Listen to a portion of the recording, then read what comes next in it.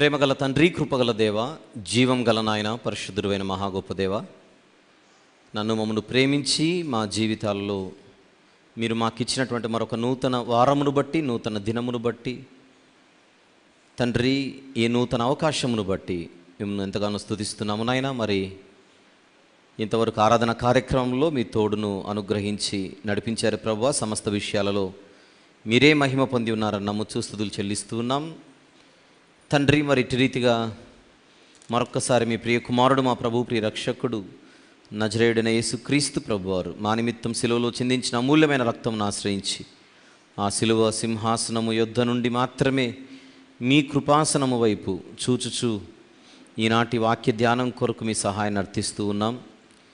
మాకైతే జ్ఞానము లేదు, యోగ్యత లేదు, అర్హత లేదు, మంచితనము లేదు తండ్రి. మీ ఎదుట ఏ విషయంలోనూ మేము నిలబడము నాయన. అయినప్పటికీ తండ్రి, మీరిస్తున్నటువంటి ఈ శ్రేష్టమైన సమయమంతటిని బట్టి, అవకాశములన్నిటిని బట్టి మిమ్మల్ని మాత్రమే స్తుతిస్తూ, ఈరోజు కూడా చక్కని సంగతులు మీ ఆత్మ సహాయము చేత మేము నేర్చుకొని మా ఆత్మీయ జీవితాలు మేము బలపరుచుకున్నట్టుకు కృప దయచేయమని వేడుకొనుచున్నాం ప్రభువా.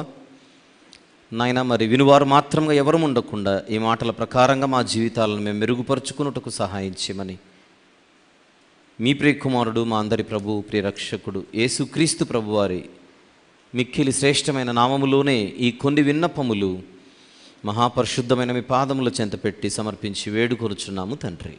ఆమెన్. ప్రభునందు ప్రియులారా, ఈరోజు దేవుడు మనకిచ్చినటువంటి ఈ సమయాన్ని సద్వినియోగపరుచుకుంటూ మనందరి ఆత్మీయ జీవితాల కోసం మరికొన్ని విలువైన సంగతులు మనం నేర్చుకోవడానికి ప్రయత్నం చేద్దాం.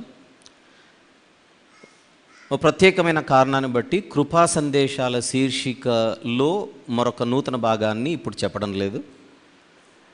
దాన్ని నేను చిన్న బ్రేక్ ఇస్తున్నాను. దాని గురించి నేను తర్వాత మాట్లాడతాను. ఈరోజు మరొక ప్రాముఖ్యమైనటువంటి విషయం గురించి మనందరము ఆలోచిద్దాం. పాత నిబంధనలో దేవుడు ఇశ్రాయేలు ప్రజలను తనకు ప్రత్యేకమైన జనముగా ఏర్పరచుకున్న సంగతి మనందరికీ బాగా తెలుసు. ఐగుప్తు నుండి వారిని ఆయన వేరు చేసి తన కొరకు స్వకీయ సంపాద్యముగా ఏర్పరచుకొని, మీరు నా ప్రజలు అని వారికి ఒక గుర్తింపునిచ్చాడు. నేను మాట్లాడినంతసేపు మనసు పెట్టి అందరూ జాగ్రత్తగా విందాం. మనసు పెట్టి ప్రతి మాటలోని ఉద్దేశాన్ని అర్థం చేసుకోవడానికి ప్రయత్నం చేద్దాం. నిర్గమకాండము 19వ అధ్యాయము తీద్దాం. నిర్గమకాండము 19వ అధ్యాయం 5వ వచనము మరియు 6వ వచనము, ఈ రెండు వచనాలను మనము చదువుకుందాం, తర్వాత ఆలోచిద్దాం. నిర్గమకాండము 19వ అధ్యాయము 5 మరియు 6 వచనములు.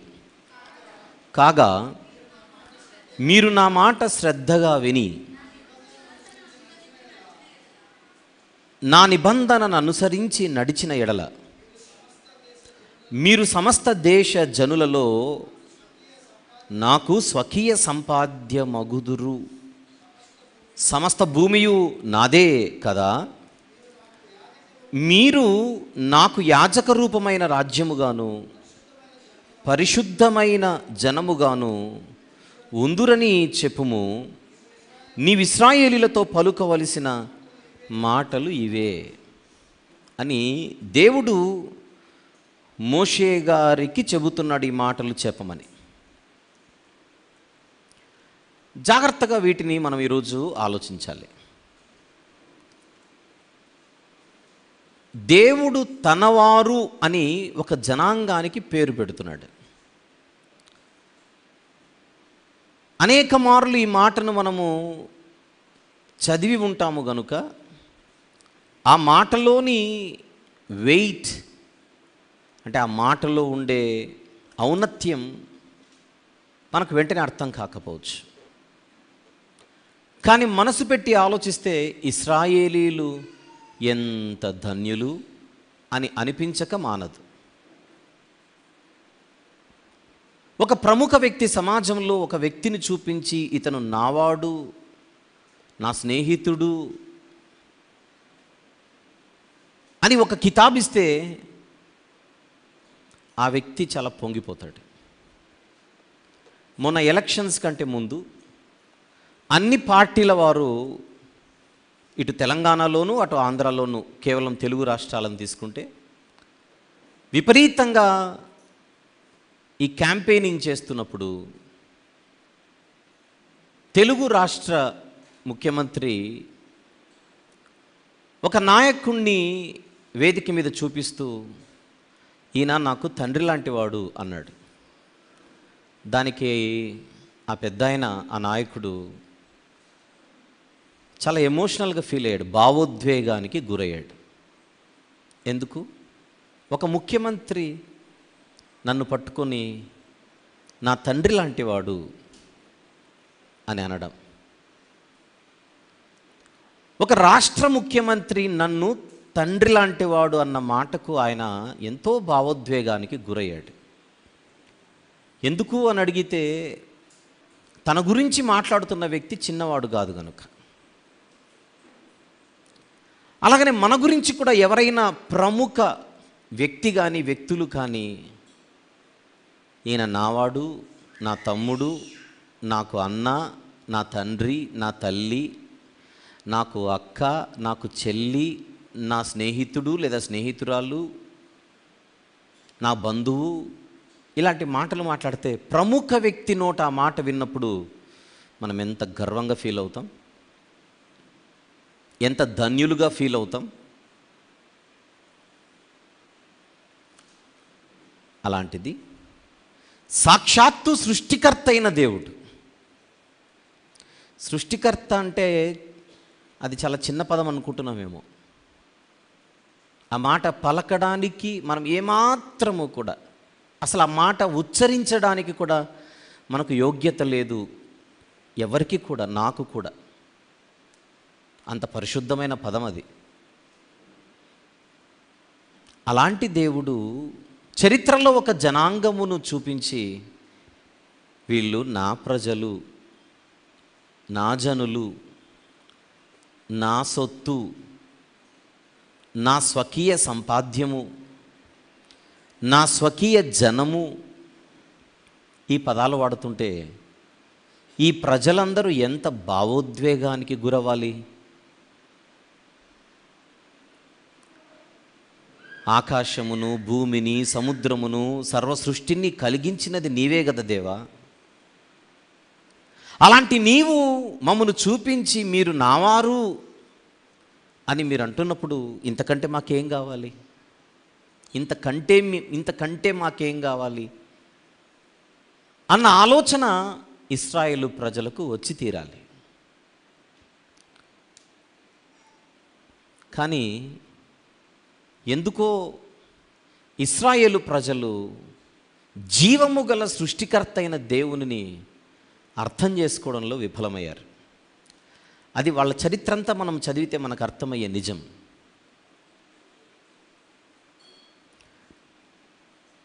కానీ ఆ ఇశ్రాయేలు ప్రజల మధ్య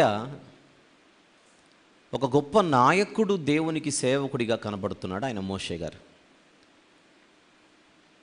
మోషే గారి గురించి అదే నిర్గమకాండంలో 34వ అధ్యాయంలో ఉన్న ఒక మాటను చూద్దాం.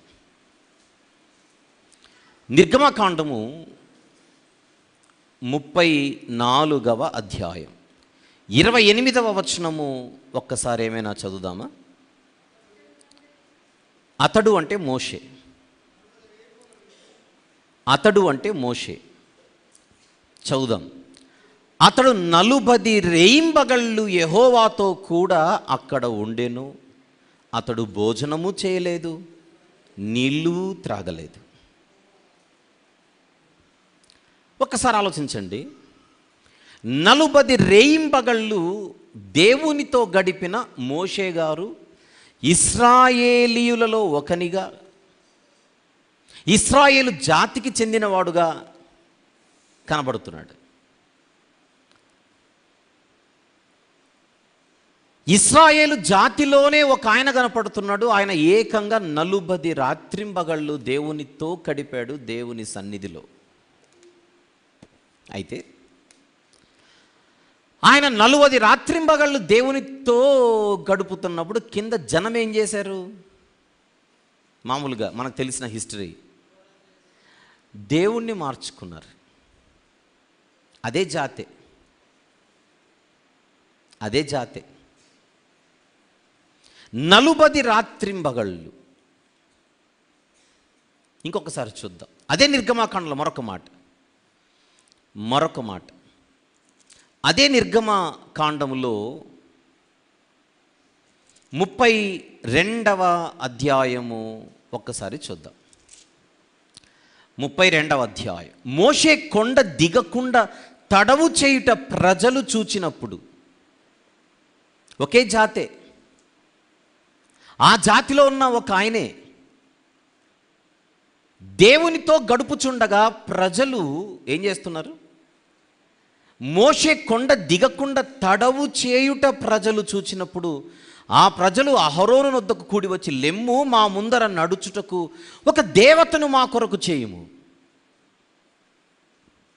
ఐగుప్తులో నుండి మమ్మను రప్పించిన ఆ మోషే అనువాడు ఏ మాయనో మాకు తెలియదని అతనితో చెప్పిరి. వీళ్ళ గురించేనా 19వ అధ్యాయంలో వీళ్ళు నా ప్రజలు అని దేవుడు చెప్పింది? 19వ అధ్యాయంలో దేవుడు మీకు ఇచ్చిన సర్టిఫికెట్ ఏమిటి? 32వ అధ్యాయంలో మీ నోట ఆ దేవుని గురించి వస్తున్న మాట ఏమిటి? ఎంత దౌర్భాగ్యమైన పరిస్థితి! దేవుని చేత ఆ కితాబును పొందినందుకు వీరిని ధన్యులు అందామా? ఆ దేవుడు మాకొద్దు అని ఆ దేవుణ్ణి మార్చుకోవడానికి సిద్ధపడిన వీరిని చూసి దౌర్భాగ్యము అందామా?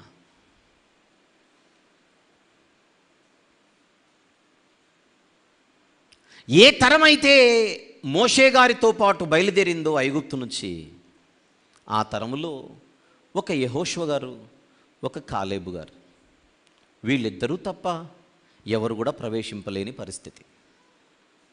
కొత్త తరం వారు ఎంటర్ అయ్యారు. 40 సంవత్సరాల అరణ్య ప్రయాణంలో ఆ పాత తరములో ఒక యెహోషువ గారు మాత్రమే, ఒక కాలేబు గారు మాత్రమే ప్రవేశించడం ఏమిటి? ఎవరికైతే వీళ్ళు నా ప్రజలు అని దేవుడు పేరు పెట్టాడో వాళ్ళందరూ కూడా అరణ్యములో చనిపోయారా? కనానుకు చేరలేక. ఇదా ఇశ్రాయేలీల చరిత్ర? ఇదే ఇశ్రాయేలీల చరిత్ర. కారణం, వాళ్ళ జీవితంలో వాళ్ళు చేసిన కొన్ని తప్పులు,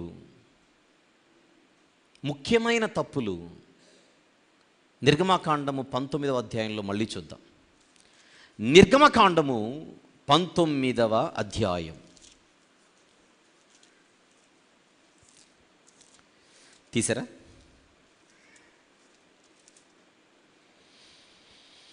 ఐదవ వచనం నుంచి, కాగా మీరు నా మాట శ్రద్ధగా విని నా నిబంధనను అనుసరించి నడిచిన ఎడల, అది జరిగితే మీరు సమస్త దేశ జనులలో నాకు స్వకీయ సంపాద్యమగుదురు.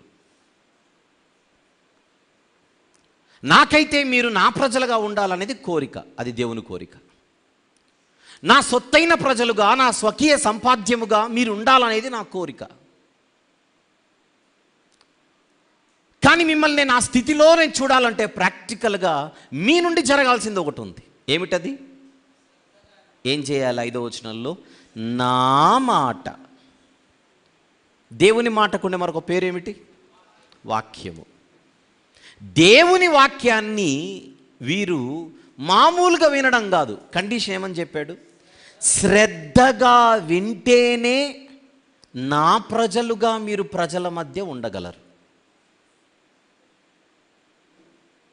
టీవీలో వార్తలు విన్నట్టుగా వింటే నా మాటలలోని సారం మీకు అర్థం కాదు. మనందరం ఇప్పుడు ఇక్కడ కూర్చున్నాం, ఫ్యాన్ శబ్దం వినపడట్లా? వినపడుతుంది. బయట బస్సుల హార్న్లు, కార్ల హార్న్లు వినపడట్లా? వినపడతాయి. మనం చెవి పెట్టకపోయినా అవి మన చెవిలో వెళ్తూ ఉంటాయి. కానీ దేవుని వాక్యం అలా కాదు వినవలసింది.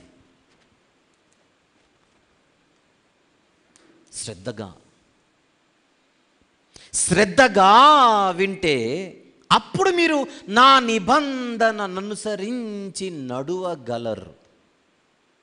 అలా నా నిబంధనను అనుసరించి మీరు నడిచినప్పుడే సమస్త దేశ జనులలో నాకు మీరు స్వకీయ సంపాద్యమగుదురు. సమస్త దేశ జనులలో, కింద 6వ వచనంలో, నాకు మీరు యాజక రూపమైన రాజ్యముగాను పరిశుద్ధమైన జనముగాను ఉందురు. యాజక రూపమైన రాజ్యం.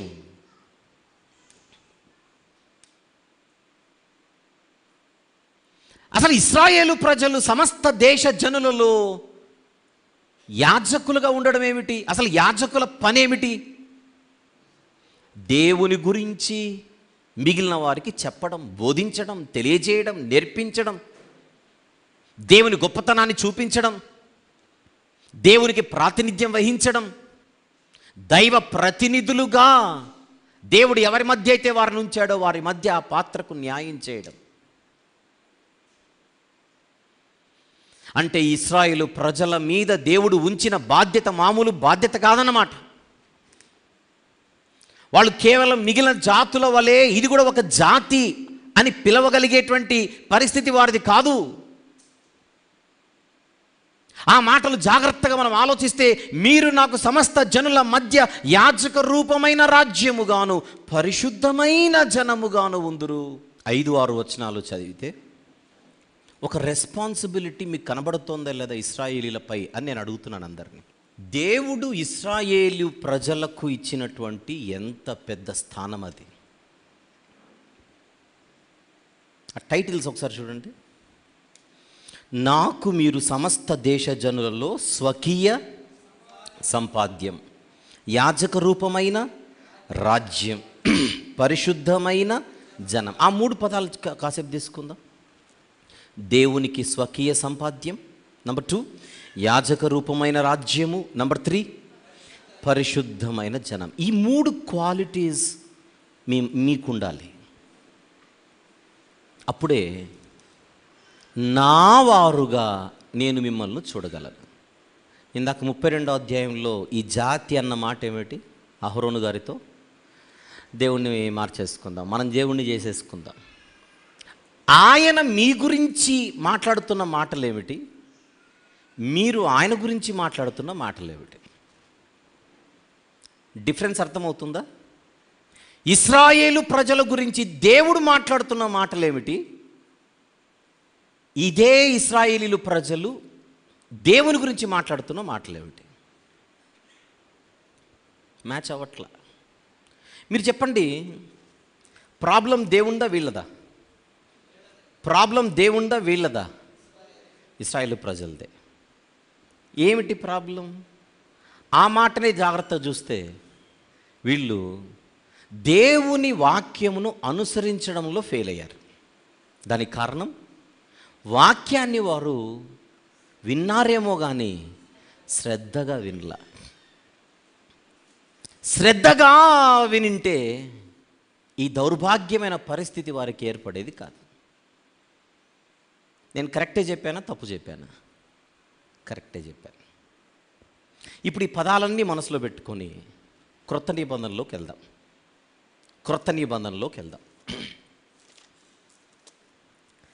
పేతురు గారు వ్రాసిన మొదటి పత్రిక,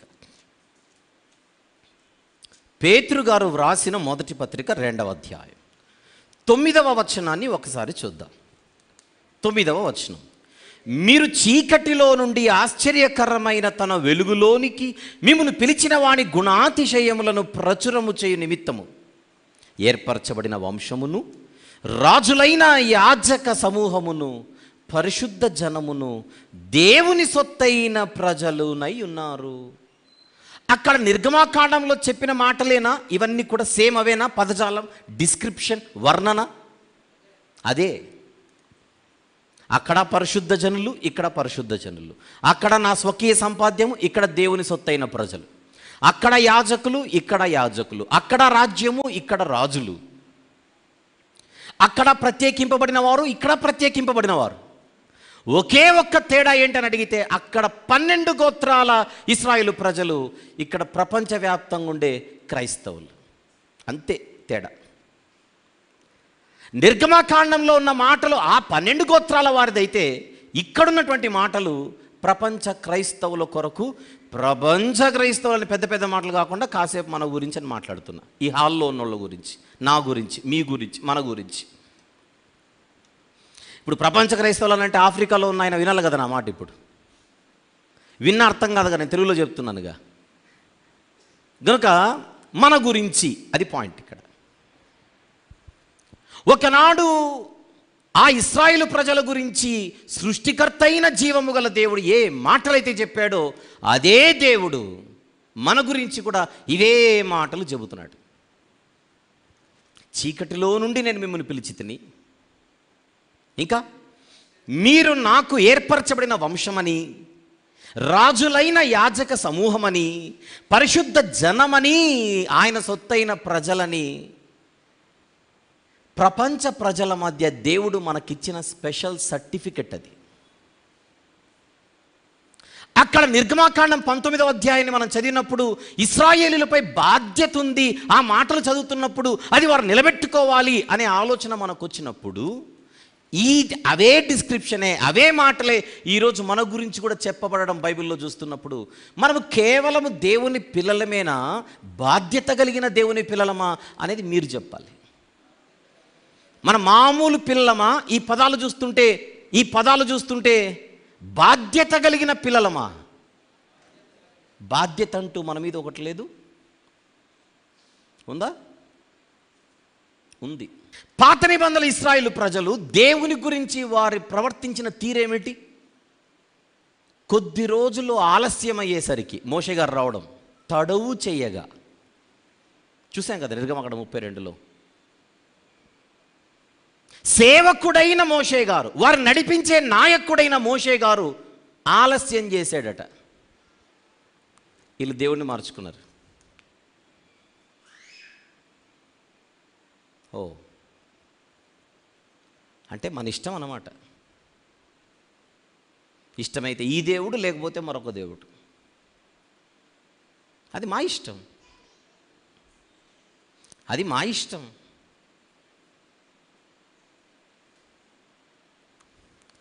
ఇప్పుడు చెప్పండి, ఇశ్రాయేలు ప్రజలకు దేవుడు అర్థమయ్యాడా? అర్థమై ఉంటే ఈ పనికి మాలిన వెధవ వేషాలు వేసేవాళ్ళ? అర్థం కాల. ఎవరైతే దేవుని ప్రజలుగా భూమి మీద బ్రతకవలసి ఉండేనో పాత నిబంధనలో, వారికి దేవుడు అర్థం కాకనే అంత హీనులుగా చరిత్రలో వాళ్ళు నిలిచిపోయారు.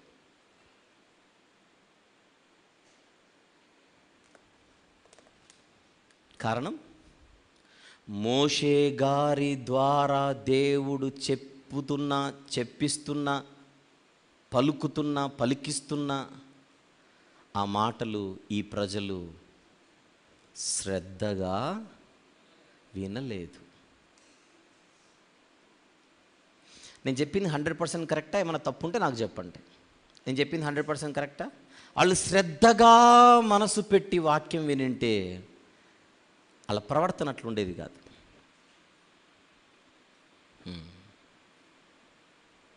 మళ్ళీ మన దగ్గరకు వద్దాం. మనం కూడా వస్తున్నాం, వాక్యం ప్రకటించబడుతోంది. వింటున్నామా, శ్రద్ధగా వింటున్నామా అని ఎవరిని వాళ్ళు ప్రశ్నించుకోండి.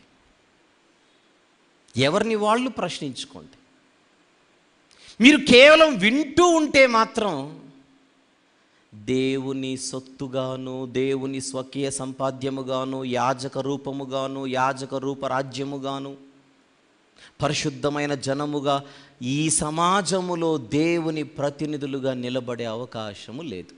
ఇక్కడికి వచ్చి విని వెళ్ళిపోయే రకమైతే,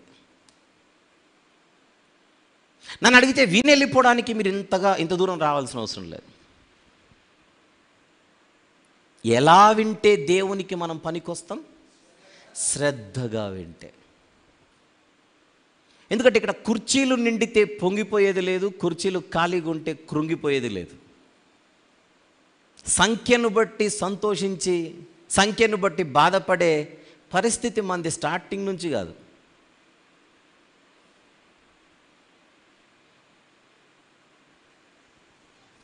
ఈ మధ్యకాలంలో కొన్ని కారణాలను బట్టి మనకు కొంచెం లేట్ అయింది. 8 గంటలకు ముగించాల్సిన ఆరాధన 8:30 అయింది, కొన్ని సందర్భాల్లో 8:40 ఆలస్యమైంది.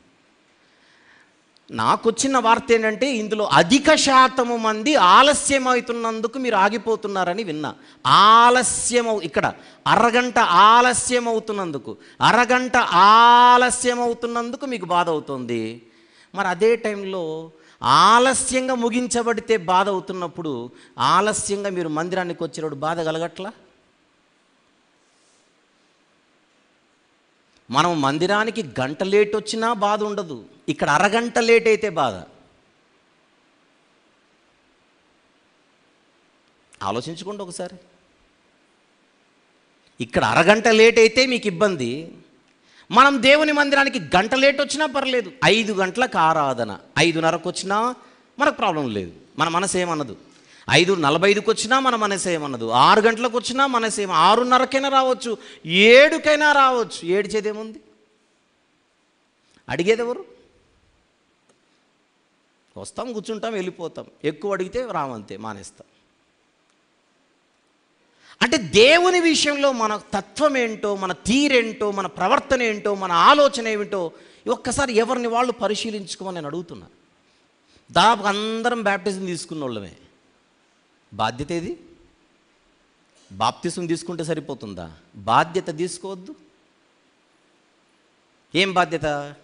కుర్చీలు వేయడం బాధ్యతనా, శుభ్రపరచడం బాధ్యతనా, మైకులు పెట్టడం ఆ బాధ్యత గురించి కాదు నేను మాట్లాడేది.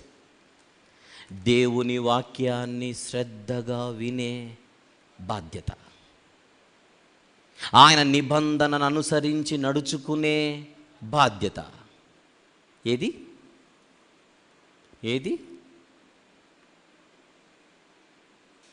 కొంతమంది అడిగారట, కృపా సందేశాలు మానేయండి, ఎందుకు, మాకు అవసరమా అన్నారట. అందుకే ఈరోజు ఎందుకు చెప్పలేదు చెప్పిన అందుకే. ఎందుకు అని అడిగితే అవి చాలా డీప్గా ఉన్నాయి, మేము క్యాచ్ చేయలేకపోతున్నాం. అన్నను మేము క్యాచ్ చేయలేకపోతున్నాం. అవును, మరి అన్న పైన కొండెక్కి కూర్చున్నాడు, అందుకోవడానికి కష్టం. మరి అన్నను మేము అందుకోలేకపోతున్నామట. సరే, ఇక్కడ ఎవరెవరైతే అన్నను అందుకోలేకపోతున్నారు, నన్ను కృపా సందేశాలలో నేను చెబుతున్న మాటలు చాలా లోతుగా ఉన్నాయి, మేము అందుకోలేకపోతున్నాం అనేది మీకు ప్రాబ్లం అయితే ఒక వ్యక్తిని ఇన్వైట్ చేస్తాను ఇప్పుడు స్టేజ్ మీదకి. చూడండి ఒకసారి ఆయన్ని చూసి. రామిరెడ్డి అంకుల్ గారు రండి వేదిక మీదకి.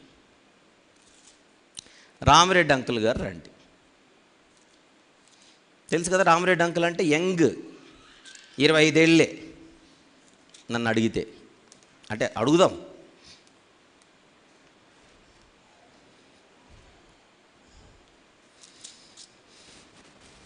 అంకుల్కి మైక్ ఇస్తామా? అంకుల్ మీ వయసు చెప్పండి. నేను 25 అంటున్నాను, కరెక్టో కాదో చెప్పండి. 70 సంవత్సరాలు. 70 అట. రైట్. జూలై 1వ తారీఖు 70 పూర్తి అవుతాయండి. ఇప్పుడు జూలై 1 వస్తే 70 పూర్తి అవుతాయి. మీరు ఏం చదువుకున్నారు అంకుల్? ఎస్ఎస్సి పాస్ అండి. అంటే 10th పాస్ అయ్యారు. అది కూడా నిన్నగాక మొన్న ఏం కాదు కదా, ఇప్పుడు 71లో 71లో 1970లో ఆయన 10వ తరగతి. ఏమైనా మాట్లాడదామా దేని గురించి అయినా? రైట్. ఆయన అడగండి, నేను అడగడం ఎందుకు, నేను కాసేపు బయటికి వెళ్ళిపోతాను, మీరు అడుగుతారేమో అడగండి. కృపా సందేశాలు మీకు అర్థమవుతున్నాయా? బ్రహ్మాండంగా అర్థమవుతున్నాయట. మీరు అందుకోలేనంత హై స్టాండర్డ్లు ఏమన్నా చెప్తున్నానా? ఏం లేదండి. రైట్. పోనీ అది నేను ఎవరికో కౌంటర్ వేస్తున్నట్టుగా ఉందా? మీ ఆత్మీయ జీవితానికి ఏమైనా ఉపయోగపడుతుందా? ఎవరికి? మన ఆత్మీయ జీవితానికే ఇది చాలా ఉపయోగం, ఎవరికి వారు. ఇప్పుడు రామిరెడ్డి అంకుల్ అబద్ధాలు చెబుతున్నట్ట, నిజాలే చెబుతున్నాడు? అది మీరు చెప్పండి. నిజాలే చెప్తున్నాడుగా. Thank you uncle, thank you very much. ఏమైనా చెప్తారా? ఏం లేదండి, నేను ఫస్ట్ నుంచి 2006లో నేను బాప్తిసం తీసుకున్నానండి. తర్వాత 2010 నుండి కొంతమంది దైవజనుల ఈ యొక్క లెసన్స్ ఉన్నాయి కదా, ఈ లెసన్స్ అనేటివి నేను శ్రద్ధగా విని ఒకవేళ నాకు అర్థం కాకపోతే ఆ పాఠాన్ని కనీసము నాకు అర్థమయ్యేంత రీతిలో కనీసం 2 సార్లు కానీ 3 సార్లు కానీ 10 సార్లు అయినా కూడా నా హృదయంలో అది ముద్రించబడేంత వరకు కూడా దాన్ని విని దాన్ని గ్రహించుకునే అలవాటు నాకు ముందు నుంచి. కనీసం 100, 200, కనీసం కొన్ని 500, 600 మెసేజ్లు కూడా నేను విన్నాను. Right. Thank you uncle, thank you very much. అంకుల్కి ఒకసారి మనం అభినందనలు తెలియజేద్దాం. ఇప్పుడు ఆలోచించండి, రామిరెడ్డి అంకుల్ గారు ఎంత పెద్దవారో వయసులో మీరు విన్నారు. ఆయన ఎడ్యుకేషనల్ క్వాలిఫికేషన్ ఏంటో కూడా ఆయన చెప్పారు. ఆయనకు అర్థమవుతున్న సంగతులు యవనస్తులైన మీకు అర్థం కావట్లేదా? ఆలోచించండి.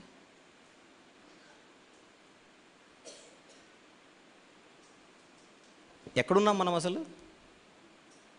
ఎక్కడున్నాం అసలు మనం?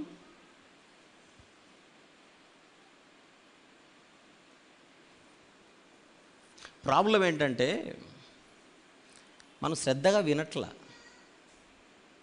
మనసు పెట్టి వినట్లా.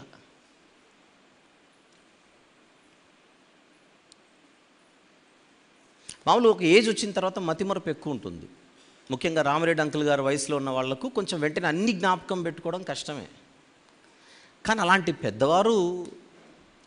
పెద్దవారు ఎంత అద్భుతంగా వాక్యం నేర్చుకుంటుంటే, నాకు తెలిసి అంకుల్ గారి కంటే చదువులో కొంచెం ఎక్కువగా చదువుకున్న వాళ్ళే యవనస్తులు నాకు తెలిసి. అంతేనా?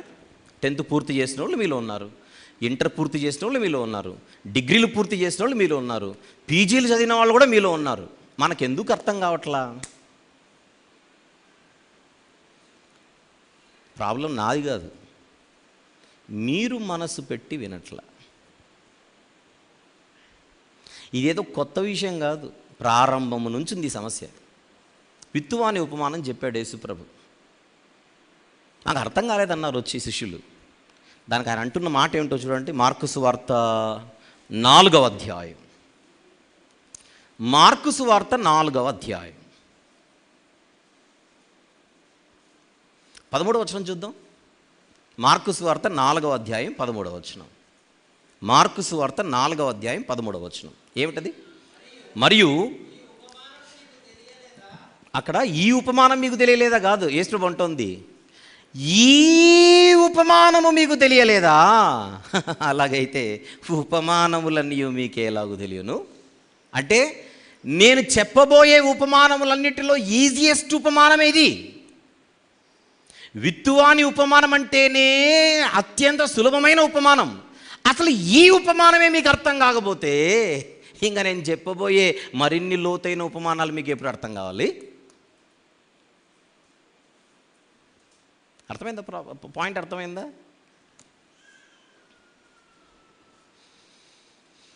చిన్న చిన్న విషయాలు కూడా అర్థం చేసుకోవడానికి మనము సిద్ధంగా లేమంటే అసలు దేవునికి మనం ప్రతినిధులుగా సమాజంలో ఆ బాధ్యతకి ఏమైనా న్యాయం చేయగలమా?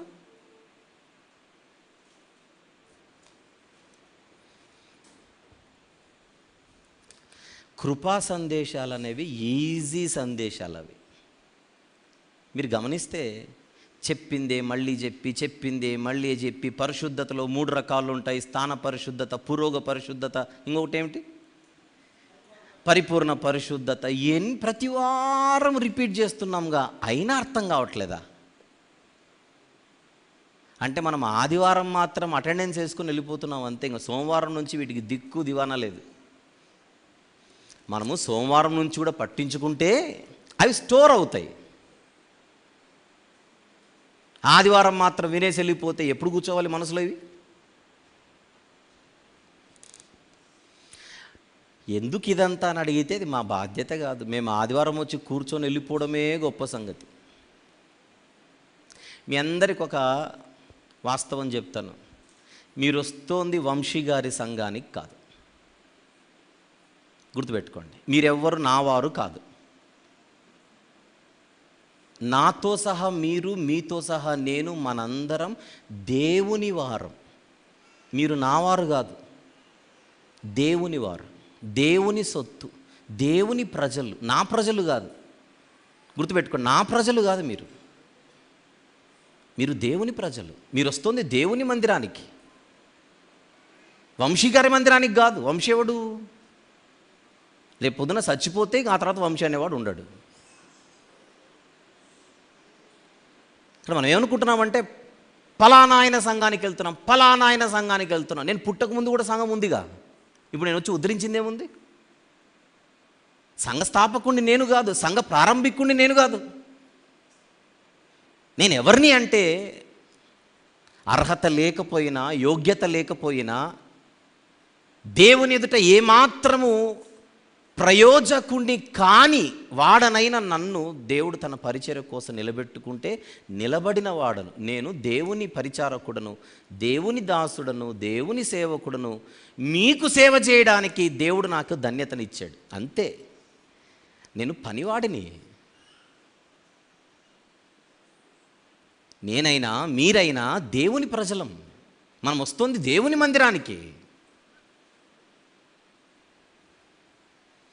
ఎంత పరవశించిపోవాలి దేవుని మందిరానికి రావడానికి మనం.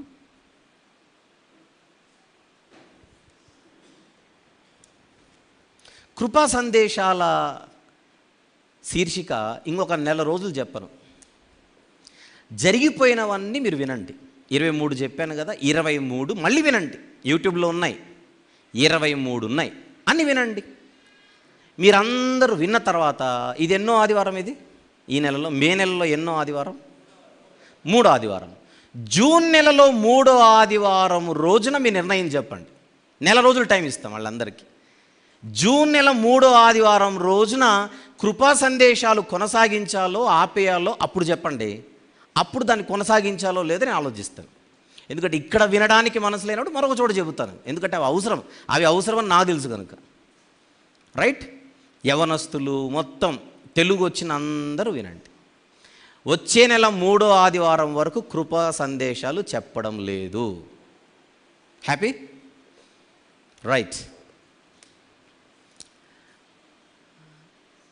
ఆ వాక్యాలు సంఘాలలో చెప్పకపోవడం చేతనే జరుగుతున్న నష్టం ఏంటో మచ్చుకు ఒక చిన్న ఎగ్జాంపుల్ చెబుతాను. మొన్న రీసెంట్గా ఇదే వారంలో నేను వేరే జిల్లాకి వెళ్ళాను. ఆ జిల్లాలో నేను విన్న వార్త ఒక సేవకుని గురించి. బైబిల్ పట్టుకొని చెబుతున్నాను, అంటే నేను చెప్పే దానిలో అబద్ధం లేదని చెప్పడానికి. ఆ జిల్లాలో ఒక సేవకుని గురించి నేను విన్న వార్త, ఆయన ప్రతి ఆదివారం ఆరాధనకు తాగొస్తాడట. సంఘం ఆయనే నడిపించేది. సంఘస్థులు చెప్పి చెప్పి చెప్పి చెప్పి అడిగి అడిగి అడిగి చివరికి ఒకరోజు కూర్చోబెట్టి, అయ్యా మీరు తాగకుండా రండి అని అడుగుతున్నారట. ఇదే కదా దౌర్భాగ్యమైన పరిస్థితి చూడండి ఇక జనాలు. అప్పుడు ఆయన సరే ఇంతగా అడుగుతున్నారు కనుక ఇక మీకు మాట ఇస్తున్నాను, ఇక మీద నేను తాగిరాను అని చెప్పాడు మందిరానికి. తాగను అన్నాడో తాగిరానన్నాడో, మొత్తానికైతే తాగును అని చెప్పాడు. అయితే అందరు నమ్మారు, అమ్మయ్య మా సేవకుడు మారిపోయాడు, మంచోడయ్యాడు. వచ్చే ఆదివారం వచ్చేసరికి ఫుల్ ఆన్లో ఉన్నాడు ఆయన. వచ్చే ఆదివారం వచ్చేసరికి మందిరానికి మళ్ళీ ఫుల్ ఆన్లో ఉన్నాడు ఆయన. అద్రిపోయి, పోయిన ఆదివారం నువ్వు మాకు చెప్పింది ఏంటి, ఈరోజు ఇలా వచ్చావని అడిగితే ఆయన ఏమన్నాడో చెప్పనా, నాలో అయినా ఒక్క లోపమే ఉంది, మీరు ఎన్నున్నా చూసుకోపోండి అన్నాడంట. అంతే, నాలో అయినా ఒక్క లోపమే ఉంది, మీలో ఎన్నున్నా చూసుకోపోండి అన్నాడంట. అంతే. ఆయనకున్న ధీమా ఏమిటి చెప్పండి? ఆయనకున్న ధీమా ఏమిటి? నేను వాక్యం చెబితే చాలు, నేను తాగితే ఏంటి, తిరిగితే ఏంటి, ఎగిరితే ఏంటి, మనం సువార్త చెప్పాలి, వాక్యం చెప్పాలి, మన బతుకు ఎలాగున్నా పర్లేదు. ఆ బోధెక్కే కదా ఈయన ఇంత బరిదెగించాడు. ఇక్కడ ప్రాబ్లం ఏంటంటే మన దగ్గర అలాంటి బోధలు లేవు. నేను కూడా ఎలాగైనా బతుకుతాను, మీరు కూడా ఎలాగైనా బతకండి, వచ్చారా కానుకేసారా వెళ్ళిపోయారా, నేను చెప్పారా మీరు చెప్పారా, కనబడితే వందనాలు లేదంటే స్తోత్రం, వెళ్ళిపోదాం మాత్రం. అలా లేదుగా. అలా కూడా ఉంటే బాగుండేది మన దగ్గర, అలా కూడా ఉంటే చాలా బాగుండేది.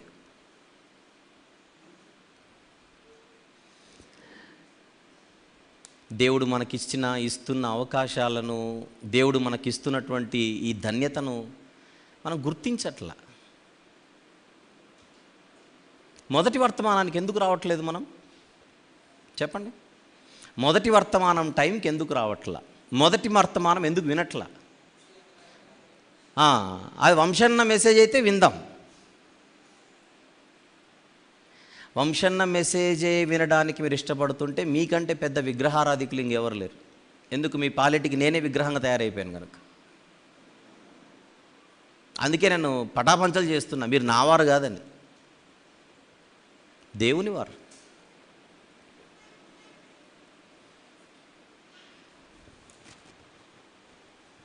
పాటలే మన తత్వ, పాటలే.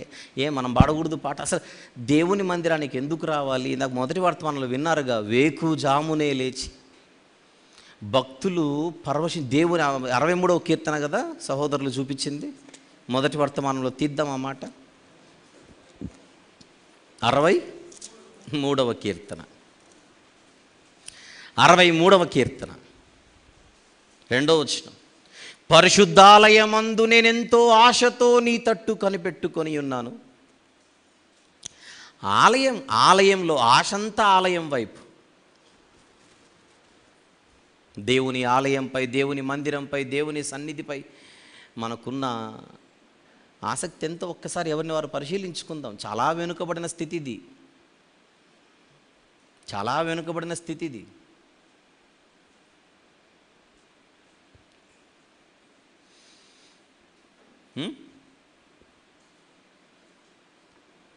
ఒక విషయం నేను ఇక్కడ చెప్పి తీరాలి. ఈ నెలలో అంటే మే మాసంలోనే, ఈ వారం కాకుండా అంతకుముందు వారం, కర్నూలు జిల్లాలో నేను ఒక ఊరికి వెళ్ళాను. చాలా అవసరం, వినండి. కర్నూలు జిల్లాలో నేను ఒక ఊరికి వెళ్ళాను మీటింగ్ కోసం. ఆ ఊరిలో నన్ను అడిగి డేట్లు తీసుకుంది వేరే వాళ్ళు. వాళ్ళే డేట్లు తీసుకున్నారు, వాళ్ళే పెడుతున్నారన్న పాయింట్లోనే నేను ఊరికి వెళ్ళాను. నా పరిస్థితి ఎట్లుందో చెప్పనా? ఆ ఊరికి వెళ్ళే సమయానికి అప్పటికే రెస్ట్ లేక, నిద్రలు లేక, నన్ను ఎవరైనా అలా టచ్ చేస్తే పడిపోతాను నేను. అట్లున్నాను నేను ఆ ఊరికి వెళ్ళేసరికి. అంత అలిసిపోయాను. కానీ మాట ఇచ్చాము, వెళ్ళాలని వెళ్ళాము. మేము ఊరిలోకి వెళ్తుండగానే ఒక యవనస్తుడు ఊరి బయటే మా కోసం నిలబడున్నాడు, మమ్మల్ని దారి చూపించి మీటింగ్ దగ్గర తీసుకొని వెళ్ళడానికి. ఆ బాబు మేము వెళ్తున్నటువంటి ఆ వాహనం చిన్న వీధిలో నుంచి వెళ్ళాలి కనుక అన్నిటినీ పక్కకు జరుపుకుంటూ అలా మమ్మల్ని తీసుకొని వెళ్తున్నాడు. దిగిన తర్వాత పవర్ లేదు ఆ ఊరిలో. మెల్లగా గాలి స్టార్ట్ అయింది. వర్ష వాతావరణము రావచ్చేమో అనుకున్నాము. గాలి నెమ్మదిగా స్టార్ట్ అయింది, పవర్ లేదు. సరే, నేను దిగిన తర్వాత అక్కడ కుర్చీ వేసి వాటర్ బాటిల్ ఇచ్చి అందరూ ఉన్నా కూడా ఈ అబ్బాయి ఎక్కువగా దగ్గరగా ఉండి అటెండ్ అవుతున్నాడు. నేను బాగా అలిసిపోయాను కనుక నేను పక్కన అట్లా కూర్చుంటాను. ఫస్ట్ మెసేజ్ మన రాజేష్ చెప్పాలి కనుక రాజేష్ మెసేజ్ అయిపోయిన తర్వాత స్టేజ్ ఎక్కుతారులేండి అని పక్కన నేను కూర్చుని ఉన్నాను. మందిరం వెనకల గ్రౌండ్, మందిరం కాంపౌండ్లో కూర్చున్నాను నేను ఎంత అలిసిపోయానంటే అంత అలిసిపోయాను. నా అలసట చూసి వచ్చి మంచం వేశారు వాళ్ళు. ఆలోచించుకోండి ఇక నేనెంత అలిసిపోయానని. అయినప్పటికీ అలా కూర్చొని అలా నడుము వాల్చి వింటున్నా, వాక్యం వింటున్నా. చక్కగా చెబుతున్నాడు బాబు. ఒక్కసారిగా గాలి మెల్లమెల్లగా ఎక్కువైపోయింది. చివరికి గాలి ఎంత బీభత్సం అంటే అక్కడ ప్రొజెక్టర్ స్క్రీన్ పెడితే స్క్రీన్ మొత్తం పడిపోయింది. మొత్తం గ్రౌండ్ మీద ఉండేటువంటి బరకాలని లేచిపోతున్నాయి. ఒక్కసారిగా విపరీతమైన దుమ్ము ధూళి లేచిపోతున్నాయి. చివరికి స్టేజ్ మీద వెనకల ఉండేటువంటి వెనకల ఆ ఏర్పాటంతా కూడా అదంతా కింద పడిపోతుంది. అంత గాలి, అంత విపరీతమైన దుమ్ము ధూళి లేస్తుంటే ఆశ్చర్యకరమైన విషయం ఏంటంటే గ్రౌండ్లో కూర్చున్న జనాలలో ఏ ఒక్కరు లేచి వెళ్ళిపోలేదు. కళ్ళు మూసుకొని వాక్యం వింటున్నారు, తలకాయలు తిప్పి కళ్ళు మూసుకొని తలలు తిప్పి కండ్లలో దుమ్ము పడకుండా వాక్యం వింటున్నారు, లేవట్లా. నేను ఆశ్చర్యపోయాను. ఎంత ఆసక్తి వీళ్ళకు అని అనిపించింది. ఈలోపు మమ్మల్ని ఎవరైతే రిసీవ్ చేసుకున్నారో ఆ తమ్ముడు అటెండ్ అవుతున్నాడు, చూస్తున్నాడు. వేరే వాళ్ళు వచ్చి చెప్పారు, వెళ్ళేటప్పుడు వీళ్ళ ఇంట్లో చిన్న ప్రార్థన చేయాలంటే సరే ముందు చేస్తానన్నాను. మొదటి వర్తమానం అయిపోయే టైంకి నెమ్మదిగా చినుకులు పడి వర్షం స్టార్ట్ అయింది. మీటింగ్ క్యాన్సిల్ చేస్తారేమో అనుకుంటే కాదు, అక్కడ ఉన్న వాళ్ళందరూ కలిసి పావు గంటలో కరెక్ట్గా 15 నిమిషాలు మొత్తం సెటప్ అంతా మందిరంలోనికి మార్చేశారు. మెసేజ్ ఖచ్చితంగా ఈరోజు చెప్పబడాలని.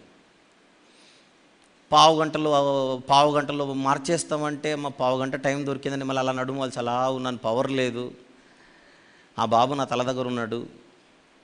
సరే మాట్లాడుతూ ఆ మాటల్లో నా చెవిన పడింది ఏంటంటే, ఏ అబ్బాయి అయితే మమ్మల్ని రిసీవ్ చేసుకున్నాడో, ఏ అబ్బాయి అయితే నన్ను అటెండ్ అవుతున్నాడో, ఏ అబ్బాయి అయితే అవన్నీ చూసుకుంటున్నాడో ఆ మీటింగ్స్కి వాళ్ళే కన్వీనర్లని అప్పుడు నాకు అర్థమైంది. అక్కడ స్టేజ్ మీద చెబుతుంటే ఈ అబ్బాయి వాళ్ళ నాన్నగారు వీళ్ళ ఫ్యామిలీ ఆ మీటింగ్స్ కన్వీనర్, డేట్లు తీసుకుంది వీళ్ళు కాదు, మామూలుగా వెళ్ళినప్పుడు అటెండ్ అవుతున్నాడు అనే పాయింట్ మీద ఉన్నాను. అది మొదటి విషయం. వీళ్ళు ఆ డేట్లు తీసుకుంది అని నాకు ఆలోచన వచ్చింది.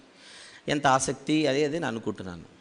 తర్వాత 5 నిమిషాలకి ఇంకొక వార్త చెవిలో పడింది. ఏంటని అడిగితే, ఇప్పుడు ఎవరైతే మీటింగ్లు పెట్టిస్తున్నారో అక్కడ ఈ మీటింగ్ పెట్టిస్తున్నారో, ఏ అబ్బాయి అయితే నన్ను అటెండ్ అవుతున్నాడో ఆ అబ్బాయి యొక్క తల్లి గారు, సొంతం తల్లి, కన్న తల్లి అంతకు ముందు రోజే చనిపోయిందట. అంతకు ముందు రోజే. మీటింగ్ ఏమో మంగళవారం వాళ్ళ ఊరిలో, సోమవారం అమ్మ చనిపోయింది వాళ్ళ ఇంట్లో. ఆ అబ్బాయి వాళ్ళ అమ్మ చనిపోయింది. ఉదయం చనిపోతే సాయంత్రానికి సమాధి చేశారు. తల్లిని సమాధి చేసి ఇంటికి వస్తే ఇంట్లో వాతావరణం ఎట్లుంటుందో ఒక్కసారి ఆలోచించండి. ఏడుపులు. మన చేత డేట్లు తీసుకుంది ఇల్లే. తెల్లారితే మీటింగ్. అంతకుముందు రోజు వాళ్ళ ఇంట్లో పరిస్థితి. అప్పుడు ఈ సమాధి చేసి వచ్చిన తర్వాత ఇంట్లో అందరూ కూర్చొని మాట్లాడుకుంటున్నారట, మనం రేపు మీటింగ్ అనుకున్నాం కదా, ఏం చేద్దామని. అప్పుడు అందరు కలిసి తీసుకున్న ఏక నిర్ణయం ఏంటని అడిగితే, అమ్మ చనిపోయింది, అమ్మ వెళ్ళిపోయింది, కానీ ఒక సేవకుడు మనకు డేట్ ఇచ్చాడు. ఆయన ఈరోజు మన ఊరికి వస్తే ఇంతమంది ప్రజలకు చుట్టూ ఉన్నటువంటి గ్రామాల నుంచి వస్తారు, వాళ్ళందరికీ మనం వాక్యం వినిపింపజేయచ్చు. మనం మీటింగ్ క్యాన్సిల్ చేసిన అమ్మ అయితే రాదుగా, కానీ మీటింగ్ కొనసాగిస్తే అనేక మంది వాక్యం వింటారు. కనుక మనం మీటింగ్ ఎలాగైనా పెట్టాలని ఆ కుటుంబం నిర్ణయం తీసుకొని, అసలు ఆ అమ్మను పక్కన పెట్టి వాళ్ళు వ్యవహరించిన తీరు, ఆ మీటింగ్ ఏర్పాట్లు, ఆ అబ్బాయి ఉరుకులు పరుగులు, ఇవన్నీ చూస్తుంటే నేను చెప్పడం నాకు సరిగ్గా రావట్లేదు, కానీ మీరు ఒకసారి ఊహించుకోమని చెబుతున్నాను. ఆ వార్త నేను పడుకున్నప్పుడు విన్నా చెవులో, వాళ్ళ అమ్మ చనిపోయింది అంతకుముందు రోజు, వాళ్ళే మీటింగ్లు పెట్టిస్తున్నారని. దెబ్బకు లేచి కూర్చున్నాను. ఇప్పుడు అలసట మొత్తం ఎగిరిపోయింది. నన్ను పిలుస్తున్నారు అక్కడ, అన్న వచ్చేయండి, ఏర్పాట్లు రెడీ. 1 నిమిషం ఆగండి, 2 నిమిషాల్లో వస్తానని చెప్పి ఈ అబ్బాయిని పిలిచాను. ఎవరు చనిపోయింది నిన్న అని అడిగాను. మా అమ్మ అన్న అంటున్నాడు. మీటింగ్లు ఎవరు పెట్టిస్తున్నారంటే మేమే అంటున్నాడు. ఇప్పుడు నాకు 100 ప్రశ్నలు ఉన్నాయి. నిన్నటి దినాన మీ ఇంట్లో మీ అమ్మ చనిపోతే ఈరోజు మీటింగ్ ఎట్లా పెట్టిస్తున్నారు మీరు? నేను వాళ్ళకి వాక్యం చెప్పడం తర్వాత నేను ముందు నేర్చుకోవాలి, నీ దగ్గర చెప్పు అంటున్నా. నేను వాళ్ళకెళ్ళి చెప్పడం తర్వాత సంగతి, ముందు నేను నేర్చుకునేది ఉంది, నీ దగ్గర కూర్చో అని చెప్పి అబ్బాయిని, నిన్న అమ్మ చనిపోతే ఈరోజు మీటింగ్ ఎట్లా పెట్టిస్తున్నారు అని అడిగితే అబ్బాయి చెప్తున్నాడు, అమ్మని సమాధి చేసి ఇంటికి వచ్చిన తర్వాత నేను రాత్రి అందరం కూర్చున్నాం అన్న, మా నాన్న అందరం కూర్చుని మాట్లాడుకుంటున్నాం, ఏం చేయాలని అనుకుంటున్నప్పుడు, లేదు మీటింగ్ క్యాన్సిల్ చేసే ప్రసక్తి లేదు, మీటింగ్ పెట్టి తీరాల్సింది, అందరం నిర్ణయం తీసుకున్నాం. అందుకే ఈరోజు మీరు ఇక్కడికి వచ్చారు. గాలి వచ్చినా, ధూళ్ళు వచ్చినా, దుమ్ము వచ్చినా, అన్నీ ఎగిరిపోయినా మందిరంలో కూడా ఏర్పాట్లు ఏం చేస్తున్నట్టే, ఖచ్చితంగా వాక్యం ఈరోజు ప్రకటించబడాలి, వాక్యం అందరూ వినే వెళ్ళిపోవాలి. దాని కొరకు ఎంతకైనా రెడీ అంటుంది ఆ కుటుంబం. వెళ్ళిపోయాను, లోపలికి వెళ్ళిపోయి వాక్యం అంతా చెప్పిన తర్వాత అందరికి చెప్పాను. నేను ఈరోజు మామూలుగా అన్ని చోట్ల చెప్పినట్టుగా మాత్రమే కాకుండా మరింత భయంతో చెబుతున్నా మీకు వాక్యం అని చెప్పాను. నేను వాళ్ళకు మరింత భయంతో చెప్తున్నాను వాక్యం, మీకు మరింత ఒళ్ళు దగ్గర పెట్టుకొని చెప్తున్నాను మీకు అని చెప్పాను.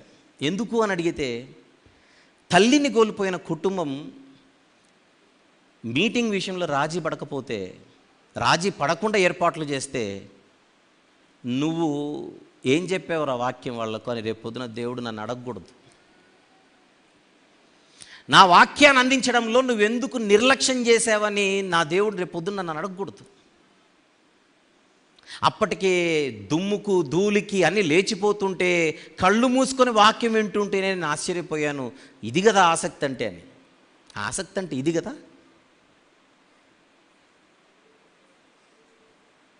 వాళ్ళ ఆసక్తి చూసిన తర్వాత నా శక్తి చాలా చిన్నదైపోయింది. నాలోని శక్తి వాళ్ళ ఆసక్తి ముందు చిన్నపోయింది. ఎంత ఆసక్తి, ఎంత తపన, ఎంత పరితాపం. వాళ్ళతో చెప్పాను, పట్టణాలలో ఉన్న వారికి దేవుడు అంటే పట్టింపు ఉండదు, పల్లెటూర్లలో ఉన్న మీకు దేవుడు అంటే ఎంత ఆసక్తి. ఒక రకంగా చెప్పాలంటే దేవుడు పట్టణాలలో ఉన్నోళ్ళ కంటే మీకే దగ్గరగా ఉన్నాడు. అంత దగ్గరగా ఉన్న దేవుడిని మీరు ఎప్పుడు దూరం చేసుకోకండి అని చెప్పాను. అంత దగ్గరగా ఉన్న దేవుణ్ణి మీరు ఎప్పుడు దూరం చేసుకోకండి అని చెప్పాను. ఒక్కసారి ఆలోచించండి, వాళ్ళ ఆసక్తి ముందు మనం ఎంత, మన ఆసక్తి ఎంత, మన పరిస్థితి ఎంతనో ఎవరికి వాళ్ళు ఆలోచిద్దామంటున్నాను. ఎండాకాలం వస్తే ఎండలు ఎక్కువగా ఉన్నాయి కనుక రావట్లా. వర్షాలు మొదలైతే చెప్పండి ఇక మీరే, వర్షాలు వస్తున్నాయి కనుక రాలేకపోతున్నాం. రేపు పొద్దున చలికాలం వస్తుంది 3 నెలలకి, అప్పుడు చలి ఎక్కువైంది కనుక రాలేకపోతున్నాం. ఏ కాలానికి ఆ కారణాలు ఉన్నాయి మనకు, కాలానుగుణమైన కారణాలు. మనం కళ్ళు తెరుచుకోవాలి. ఇట్లుంటే కష్టం, ఇలా ఉంటే కష్టం. నేను ఎందుకు శ్రద్ధగా వినమంటున్నానంటే ఆ 23 ఎపిసోడ్లు మళ్ళీ వినమని చెప్తున్నాను. నెల రోజుల్లో 23 మెసేజ్లు వినలేరా? వినండి. ఎవరికో కౌంటర్ వేస్తున్నట్టుగా ఉన్నాయా? అవి మన జీవితాలకు సందేశాలుగా మీకేం అనిపించట్లేదా అని అడుగుతున్నాను. ఆ కృపా సందేశాలలో చెప్పబడుతున్న విషయాలన్నీ మనకు పాఠాలు కనిపించట్లా? అవి ఎవరికో నేను కౌంటర్ వేస్తున్నట్టుగుందా? ఒక నాణ్యానికి 2 వైపులు ఉంటాయి. ఒకవైపు వాళ్ళకు కౌంటర్లు కరెక్టే, రెండో వైపు అంతా మెసేజ్ మనకే. చూడొద్దు, ఆలోచించొద్దు.